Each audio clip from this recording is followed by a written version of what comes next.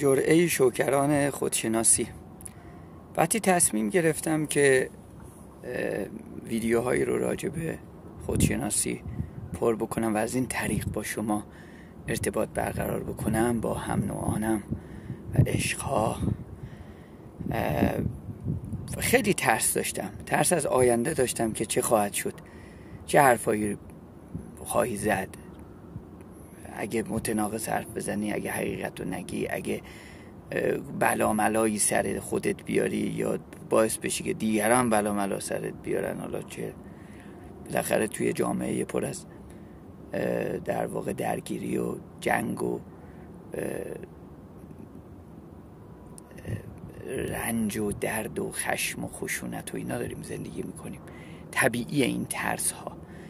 بعد اولش فکر میکردم که من فقط باید به ترس های خودم غلبه کنم دیگه. من یه ترسایی دارم برای اینکه این ویدیو رو پر بکنم و باید در واقع دنبال نشانه هایی بگردم برای اینکه از این ترس عبور بکنم یا کارایی رو بکنم که بتونم در واقع به این ترس چیره بشم و این ویدیو رو پر کنم.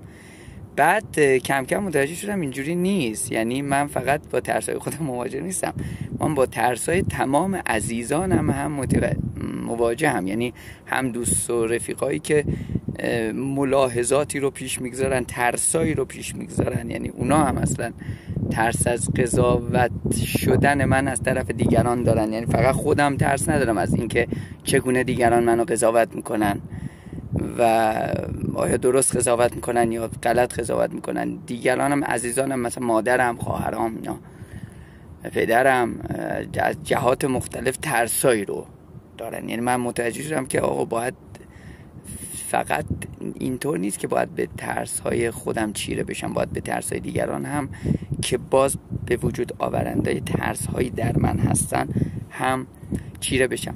به خاطر این میخواستم اینو بگم که روز اولی که من دنبال یه بهانه میگشتم که اینو یه ویدیو بکنم، آره راجع به نشانه شناسی های حالا عارفانه بگیم، فلسفی بگیم، نشانه شناسی هایی که مربوط به فلسفه زندگیه، نشانه شناسی هایی که یه شاعر باش زندگی میکنه. میدونید شاید بگم متوجه بشید، یعنی هممون احتمالاً ما چون بالاخره توی ایران زندگی میکنیم، مخصوصا کسایی که خراسانیان، این نشانه بازی رو دارن، این نشانه بازی شاعرانه و عارفانه رو.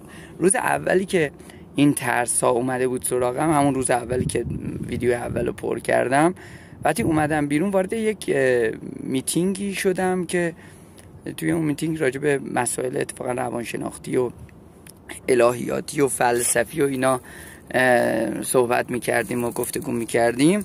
توی این میتینگ همینجوری دنبال این بودم که خدایا به من یه نشانه‌ای نشون بده تا ببینم من باید این کارو بکنم یا نباید این کارو بکنم، چون این کار مهمی از نظر من که داری حرف میزنی برای دیگران.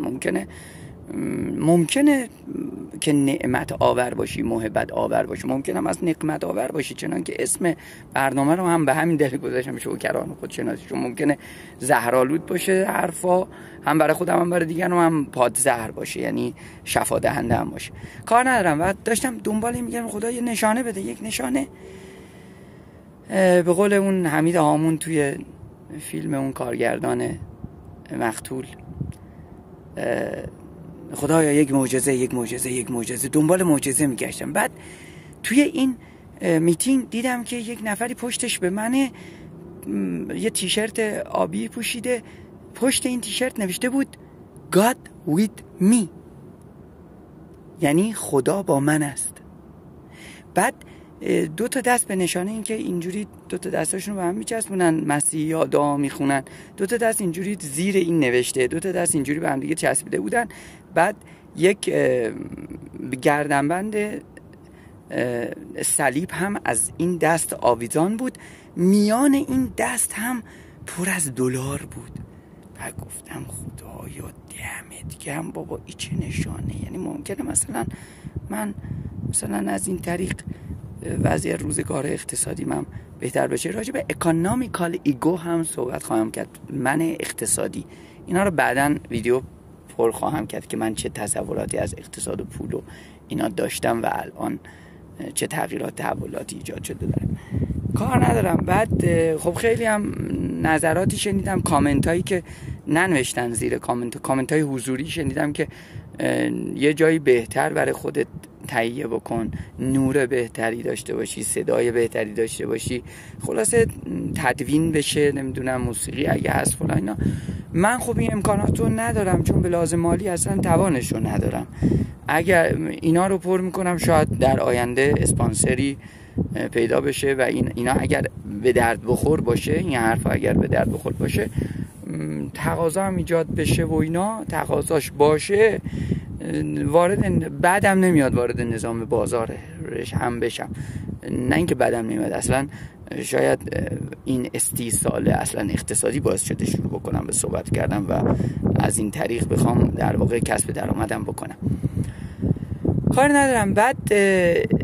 بعد رفتم با این آقا صحبت کردم و اینا. بعد اسمشو ازش پرسیدم، نگاه نشانه رو نگاه کنید، پشتش نوشته بود God with me و اون نکاتی که گفتم خدا با من هست، نشانه میگشتم دنبال معجزه. بعد اسمشو که بهم گفت خیلی بیشتر اصلا حیرت زده شدم.